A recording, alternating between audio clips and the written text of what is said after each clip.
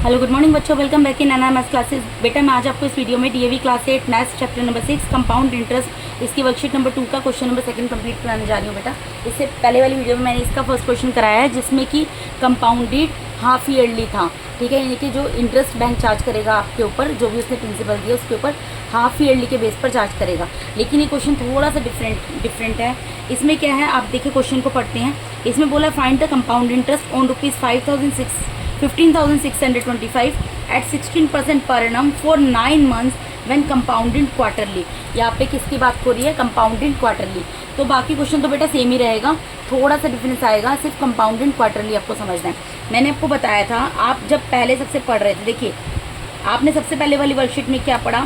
सबसे पहली वर्कशीट में आपने पढ़ा कंपाउंडेड एनुअली, यानी कि सपोज कीजिए अब आपने जो बैंक में जाकर पैसा लिया था 1 जनवरी को, तो आपको कब पे करना, आपको पे करना था 31 दिसंबर को। तो बैंक जो है, बैंक बोलता था ठीक है, सपोज यही वाला अमाउंट है 15,625, मैं तुम्हें ये देता हूँ 1 जनवरी को, लेकिन तुम्हें 1 साल के बाद, यानी कि 1 साल के बाद इसके ऊपर 16% पर एनम के हिसाब से इंटरेस्ट पे करना होगा। ठीक है, उसके बाद बात आई हाफ ईयरली की, यानी कि हाफ ईयरली मतलब इसका हाफ कर दो, जो आपको पहला क्वेश्चन मैंने कराया। इसका हाफ कब होगा? 30 जून को। बैंक ने बोला ठीक है मैं आपको पैसा दे रहा हूँ, लेकिन जो इंटरेस्ट है ना वो मैं हर एक 6 मंथ के बाद चार्ज करूँगा। तो इसके कितने टुकड़े हो गए थे? 1, 2, यानी टाइम कितने में डिस्ट्रीब्यूट हो गया था? हाफ ईयरली में 2 टाइम्स। हाफ ईयरली मतलब हाफ कर देना, पूरे पार्ट का हाफ कर देना। लेकिन अब यहाँ पर क्या बात हो रही है? हाफ ईयरली वाला क्वेश्चन, आप पिछला क्वेश्चन देखेंगे आपको अच्छे से समझ आ जाएगा, मैंने उसमें अच्छे से कंसेप्ट क्लियर किया है। अब मैं बात करती हूँ क्वार्टरली की। क्वार्टरली का मतलब क्या होता है? बैंक आपको बोल रहा है ठीक है मैं आपको 15,625 रुपीज़ दे रहा हूँ, लेकिन मैं आपसे जो इंटरेस्ट है उसके ऊपर क्वार्टरली चार्ज करूँगा। अब बेटा यहाँ पर जो रेट ऑफ इंटरेस्ट दिया हुआ है आपको, रेट ऑफ ROI मैं लिख रही हूँ शॉर्ट फॉर्म में, इसका मतलब है रेट ऑफ इंटरेस्ट। ये क्या दिया? 16% पर एनम। 16% पर एनम का मतलब क्या है कि 1 साल में 16%, लेकिन ये तो क्वार्टरली का मतलब क्या होता है? 1 साल में 4 बार चार्ज करेगा। यानी जो हाफ ईयर पहले एनुअल था, फिर उसका हाफ हुआ, अब हाफ का भी हाफ कर दो, यहाँ भी और यहाँ भी हाफ का भी हाफ, यानी यहाँ से लेकर यहाँ तक चार्ज करेगा, फिर यहाँ से यहाँ तक, फिर यहाँ से यहाँ तक, फिर यहाँ से यहाँ तक। यानी कि कितने टाइम चार्ज करेगा बैंक आपसे पैसा interest? 1 time, 2 time, 3 time, 4 time. तो क्वार्टरली में कितना हो जाता है? टाइम किससे मल्टीप्लाई हो जाता है बेटा? आपका 4 से। और आप ये सोचो रेट ऑफ इंटरेस्ट जो आपका यहाँ पर 16% पर एनम था, आपको 1 जनवरी से लेकर 30 पर एनम दिया हुआ है, यानी 1 जनवरी से लेकर 31 दिसंबर तक जो आपने पैसा लिया उसके ऊपर रेट ऑफ इंटरेस्ट था। लेकिन अब आप तो इंटरेस्ट जो 4 टाइम्स पे कर रहे हो, तो इस केस में क्या करना पड़ता है? हमें रेट ऑफ इंटरेस्ट को डिवाइड करना पड़ता है 4 से, और टाइम को मल्टीप्लाई करना पड़ता है 4 से। जब बात होती है क्वार्टरली की, क्यों होता है ये मैंने आपको यहाँ पर बता दिया है, क्योंकि बेटा कंपाउंडेड एनुअली मतलब 1 जनवरी से 31 दिसंबर, हाफ ईयरली मतलब इसका हाफ कर दो बीच में, और क्वार्टरली मतलब हाफ का भी हाफ कर दो। कंपाउंडेड ईयरली होगा तो आपको 1 जनवरी से लेकर 31 दिसंबर तक में एक बार इंटरेस्ट पे करना है। जब हाफ ईयरली होगा तो यानी कि ये टाइम जो है 2 में डिवाइड हो जाएगा, 1 जनवरी से 30 जून और 30 जून से 31 दिसंबर। और जब क्वार्टरली की बात हो रही है तो हाफ का भी हाफ कर देंगे, यानी टाइम कितने पार्ट में डिवाइड हो गया? यहाँ से लेकर यहाँ तक देखो एक बार जंप हुआ 1 टाइम, यहाँ से यहाँ तक 2 टाइम, यहाँ से यहाँ तक 3 टाइम, यहाँ से यहाँ तक 4 टाइम। यानी कि जब हाफ ईयरली की बात होगी तो आपको क्या करना है? रेट ऑफ इंटरेस्ट को 2 से डिवाइड करना और टाइम को 2 से मल्टीप्लाई करना है। जब क्वार्टरली की बात होगी तो रेट ऑफ इंटरेस्ट को 4 से डिवाइड करना और टाइम को 4 से मल्टीप्लाई करना है। ठीक है, अब हम क्वेश्चन स्टार्ट करते हैं। यहाँ पर हमें क्या दिया हुआ है? यहाँ पर दिया प्रिंसिपल। प्रिंसिपल कितनी दी हुई है बेटा? प्रिंसिपल यहाँ पर दी हुई है हमें ₹15,625। ठीक है, उसके बाद rate of interest, rate of interest क्या दिया हुआ है हमें? रेट ऑफ इंटरेस्ट हमें इस क्वेश्चन में दिया हुआ है 16% पर एनम। ठीक है, जो चीज़ दिया मैं वही लिख रही हूँ। उसके बाद यहाँ थोड़ा स्पेस छोड़ूंगी मैं। टाइम कितना दिया हुआ है? टाइम यहाँ पर हमें दिया 9 मंथ्स। अब देखो यहाँ पर ईयर की बात नहीं हो रही, यहाँ पर मंथ्स की बात हो रही है। इसको पहले ईयर में चेंज करेंगे, आपको बता दूंगी किस तरीके से करना है। अब आपको ये पता चल गया इस क्वेश्चन को आपको कैसे सोल्व करना है। कंपाउंडेड क्वार्टरली, तो कंपाउंडेड क्वार्टरली में आपको क्या करना है? रेट ऑफ इंटरेस्ट को आपको 4 से डिवाइड करना है और टाइम को आपको 4 से मल्टीप्लाई करना है। पहले तो ये चीज़ अपने दिमाग में बिठा लो।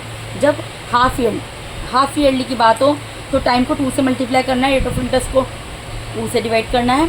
जब क्वार्टरली की बात हो रही हो तो टाइम को 4 से मल्टीप्लाई करना है, रेट ऑफ इंटरेस्ट को 4 से डिवाइड करना है। क्यों करना है मैंने आपको ऑलरेडी बता दिया है। ठीक है, अब यहाँ पर आप देखो 16% पर एनम का मतलब क्या था, पूरे साल का। हमें तो क्वार्टरली बनाना है ना, तो हम क्या करेंगे 16 डिवाइडेड बाय 4, यानी कि कितना आ जाएगा 4% पर क्वार्टर। ठीक है, यानी कि 4% पर क्वार्टर हमारा इंटरेस्ट लगेगा। उसके बाद यहाँ पे मंथ्स दिया बेटा, देखो मंथ्स को हमें क्या करना पड़ेगा, ईयर में चेंज करना पड़ेगा। पहले तो ईयर में कैसे करेंगे, एक साल में कितने मंथ्स होते हैं, 12 होते हैं, तो 12 से डिवाइड कर दो। 3 3 इज़ 9, 3 4 इज़ 12, यानी कि क्या बन गया 3/4 ईयर बन गया। अब ये ईयर बन गया, तो ईयर को हमें क्या करना है, क्वार्टर में चेंज करना है। तो हमें क्या करना पड़ेगा, 3/4 को 4 से मल्टीप्लाई करना पड़ेगा। 4 से 4 कैंसिल हो गया, यानी कि हमारे कितने क्वार्टर बन गए, 3 क्वार्टर्स। तो यानी कि हमारा क्वेश्चन अब किसके अकॉर्डिंग सोल्व होगा, ये 3 क्वार्टर्स के अकॉर्डिंग सोल्व होगा। ठीक है, जितने क्वार्टर बनते हैं उसके अकॉर्डिंग हमारा सोल्व होता है। अब हम क्वेश्चन स्टार्ट करते हैं फॉर फर्स्ट क्वार्टर। अब ये बाकी क्वेश्चन की तरह बन चुका है, सिर्फ कैलकुलेशन करनी है हमें। फर्स्ट क्वार्टर के लिए क्या होगा बेटा, पहले सबसे क्या लिखते हैं हम, प्रिंसिपल लिखते हैं। तो प्रिंसिपल लिखेंगे, principal for the first quarter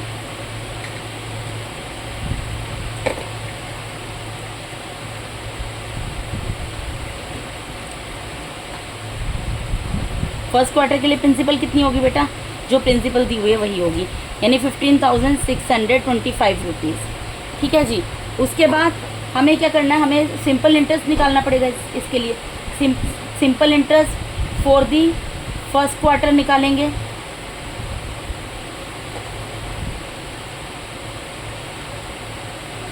वो क्या निकलेगा, फॉर्मूला हमारा सेम रहेगा, P multiply by R multiply by T divided by 100। तो P की जगह क्या आ जाएगा बेटा, 15,625 multiply by rate of interest कितना होगा, 4% लगा है यहाँ पर, 4% पर क्वार्टर है ना, तो हमें तो क्वार्टर के हिसाब से सोल्व करना है 4। और टाइम मैंने बोला यूनिटरी मेथड में सोचना ही है, ऑल द टाइम 1 ही आएगा, डिवाइडेड बाय 100। अब इसको आप कैंसिल कर दो जैसे आप कर सकते हो, 5 2 ज़ा 10 और 1 0, 5 3 ज़ा 15, 5 1 ज़ा 5, 5 2 ज़ा 10, 5 5 ज़ा 25, फिर 5 4 ज़ा 20, 5 6 ज़ा 30, 5 2 ज़ा 10, 5 5 ज़ा 25। ठीक है, इतना मैंने कर दिया। यहाँ पे 4 1 ज़ा 4, 4 1 ज़ा 4, यानी कि कितना आ गया, ₹625। ये क्या आ गया हमारा, सिंपल इंटरेस्ट आ गया। आप बैंक के पास गए, बैंक से आपने 15,625 रुपीज़ लिए, बैंक ने आपको बोला ठीक है जी मैं आपको 15,625 रुपीज़ दे रहा हूँ, लेकिन मैं आपसे अब मैं जो चेंज कर लिया उसके अकॉर्डिंग बता रही हूँ, 4% पर क्वार्टर के हिसाब से इंटरेस्ट चार्ज करूँगा। 3 क्वार्टर्स के लिए आप मुझसे 3 क्वार्टर तक के टाइम के लिए आप मुझसे इंटरेस्ट ले रहे हो, तो आपने हिसाब लगाया कि फर्स्ट क्वार्टर में जो प्रिंसिपल है उसके ऊपर मुझे कितना इंटरेस्ट देना पड़ेगा। आपने निकाला कि मुझे इंटरेस्ट कितना देना पड़ेगा। अब आप निकालोगे तो अमाउंट कितना बन गया, अमाउंट कितना देना पड़ेगा मुझे, तो कब दोगे, एंड में ना, तो अमाउंट एट द एंड। या आप कैलकुलेशन कर रहे हो अपने पास कि मुझे फाइनली 3 क्वार्टर्स के बाद कितना पैसा देना है, तो साथ के साथ हिसाब लगाओगे ना बेटा, जिसको पैसा देना है वो लगाता है। तो amount at the end of first quarter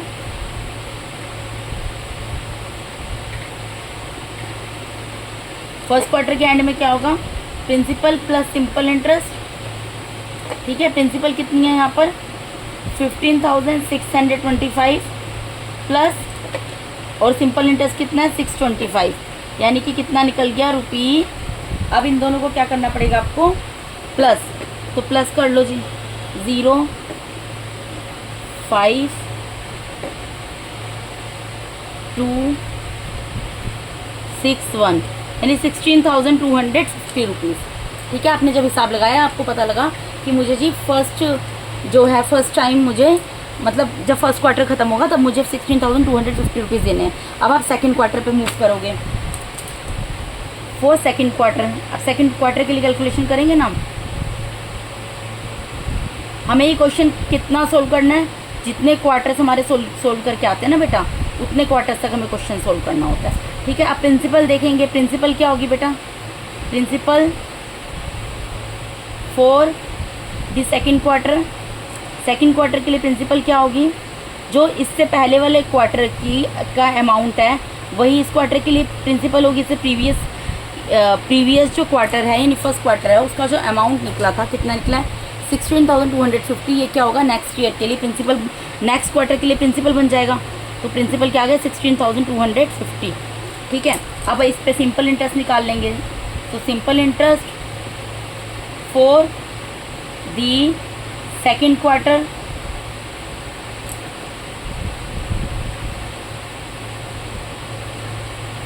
क्या फॉर्मूला लगता है बेटा? P multiply by R multiply by T divided by 100, यही लगता है ना। तो अब कर देंगे, P क्या है यहाँ पर 16,250 मल्टीप्लाई बाय R क्या है, R हमने निकाला था रेट ऑफ इंटरेस्ट 4%। टाइम में मैं आपको बार बार बोली जा रही हूँ, रिपीट कर रही हूँ, कुछ नहीं सोचना, आपको 1 लिख देना, डिवाइडेड बाय 100 है। अब इसको आप कैंसिल कर लो, जितना आप कैंसिल कर सकते हो।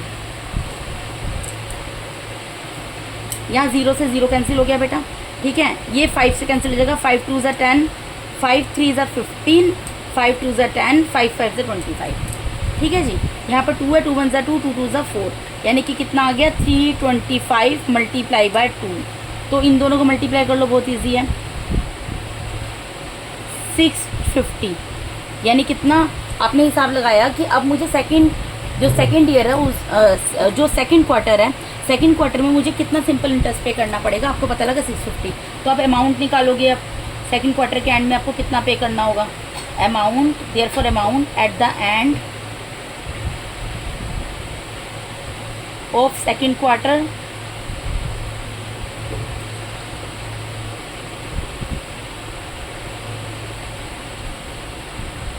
क्या होगा, प्रिंसिपल प्लस सिंपल इंटरेस्ट। जो प्रिंसिपल है वो तो पे करनी है, सिंपल इंटरेस्ट पे करना है। प्रिंसिपल कितना है 16,250 प्लस इसके ऊपर सिंपल इंटरेस्ट कितना निकला 650, इन दोनों को पे करना है, इन दोनों को प्लस कर लेते हैं आप।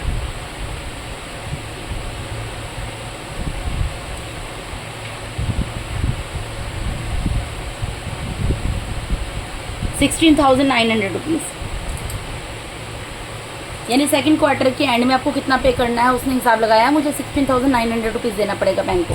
अब वो थर्ड क्वार्टर के लिए कैलकुलेशन करेगा, फॉर थर्ड क्वार्टर।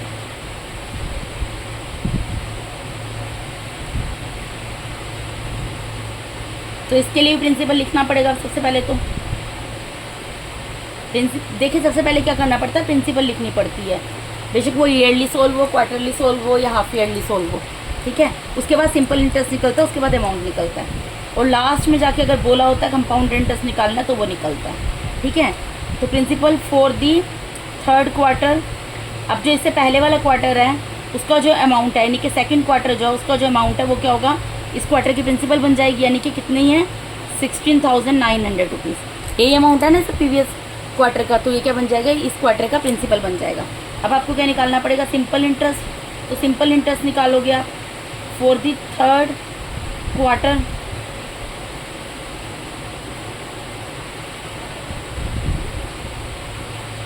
वो क्या होगा बेटा, P multiply by R multiply by T divided by 100, ठीक है। तो प्रिंसिपल कितनी है यहाँ पर 16,900 है, multiply by rate of interest कितना, रेट ऑफ इंटरेस्ट तो हमें पता है हमारा रहेगा 4, टाइम 1 रहेगा, यूनिटरी मेथड है, डिवाइडेड बाय 100, 20 से 20 कट गई, यहाँ पर क्या आ गया 169 मल्टीप्लाई बाय 4, इन दोनों को मल्टीप्लाई कर लेंगे,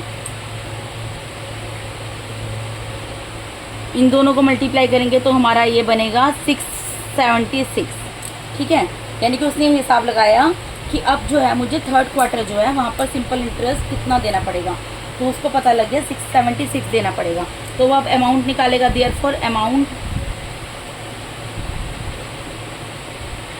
at the end of third quarter,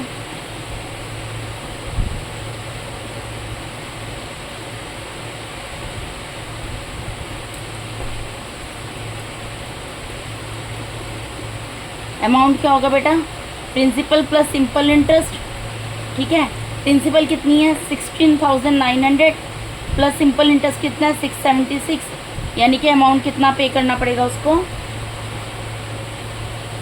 amount पे करना पड़ेगा उसको 67571, 70, इन दोनों को प्लस करोगे 17,576, इतना उसको अमाउंट पे करना पड़ेगा थर्ड क्वार्टर के एंड में, ठीक है। अब लेकिन निकालना क्या है क्वेश्चन में बेटा, बोला फाइंड द कंपाउंड इंटरेस्ट, आपको कंपाउंड इंटरेस्ट निकालना है। तो देयरफॉर कंपाउंड इंटरेस्ट कितना होगा, आपने बैंक से कितने पैसे लिए थे? 15,625 रुपीज़, लेकिन अब बैंक को कितना दे रहे हो? 17,576। तो इतने एक्स्ट्रा पैसे किस चीज़ के दे रहे हो भाई? इंटरेस्ट के दे रहे हो। तो ये क्या निकला है? ये अमाउंट निकला है, यानी कि बड़े में से छोटे को माइनस करना है। जो लास्ट में पे कर रहे हो, आप खुद सोच कर देखो अमाउंट, उसमें से स्टार्टिंग में जो आपने प्रिंसिपल लिया था उसी को तो माइनस करेंगे ना, तभी तो हमें पता लगेगा हम कितना इंटरेस्ट पे कर रहे हैं। तो आप कितना पे कर रहे हो? 17,576, ठीक है। और आपने लिया कितना था? आपने लिया था यहाँ पर 15,625।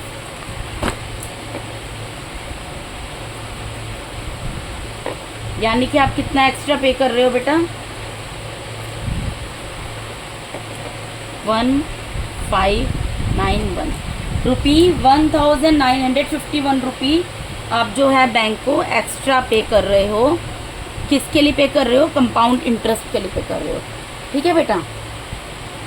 तो यहाँ पर मैंने आपको इस वीडियो में DAV class 8 maths chapter number 6 compound interest worksheet number 2 का क्वेश्चन नंबर 2 कंप्लीट करा दिया बेटा। इससे क्वेश्चन नंबर 1 में जो था वो कंपाउंडेड हाफ ईयरली था, इससे पहले वाली वर्कशीट में कंपाउंडेड एनुअली था, और इसमें कंपाउंडेड क्वार्टरली आपने कर लिया है, ठीक है। अब मिलते हैं नेक्स्ट वीडियो में क्वेश्चन नंबर 3 के साथ। Thank you so much for watching my YouTube videos बेटा। अगर आपको मेरे वीडियोस अच्छे लगते हैं तो मेरे चैनल को सब्सक्राइब कीजिए। मेरे टीचिंग मैथड अच्छा लगता है मेरे वीडियोस को लाइक भी कीजिए, अपने फ्रेंड्स के साथ शेयर भी कीजिए। Thank you so much once again for watching my YouTube videos. God bless all of you.